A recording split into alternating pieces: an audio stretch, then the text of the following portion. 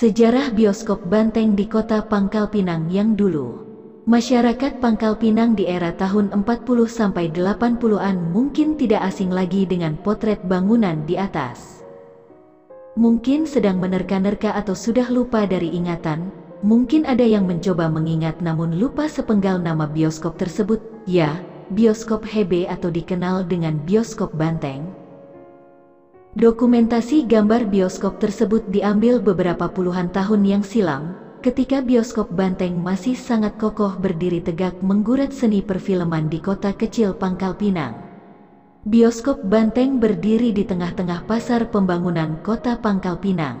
Dengan inisiatif seorang pemimpin komunitas Tionghoa kala itu, yakni Major Titulair Der Chinesen Un Hengbu, bioskop Banteng resmi didirikan pada tahun 1917 yang sebenarnya dulu adalah sebagai tempat pertemuan etnis Tionghoa perantauan. Arsitektur bangunan tersebut tercipta dari gabungan budaya Melayu, China, dan Eropa dengan dominasi China yang cukup kental. Potret di atas sepertinya baru beberapa tahun yang lalu diambil, sebelum ketika bioskop ini akan dieksekusi di tahun 2010.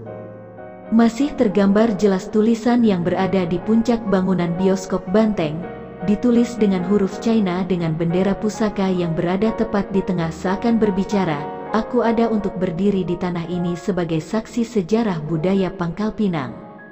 Tidak banyak memang kata yang terucap ketika wacana wali kota saat itu ingin membongkar bioskop Banteng yang notabene-nya sudah melekat di hati masyarakat Pangkal Pinang.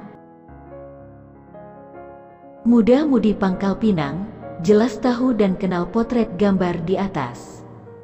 Ya, tidak lain tidak bukan adalah Bangka Trade Center, BTC. Di tanah tempat BTC tersebut, dulunya berpijak bangunan bersejarah, bangunan yang punya nilai kenangan bagi Pangkal Pinang, itu bioskop Banteng. Tergerus oleh zaman modernisasi yang entah sampai kapan membunuh mati bangunan bersejarah lainnya lagi di kota Pangkal Pinang. Sumber, Bangka Pos _BCB tak perlu penetapan Menbudpar _edisi tanggal 13 Maret tahun 2010.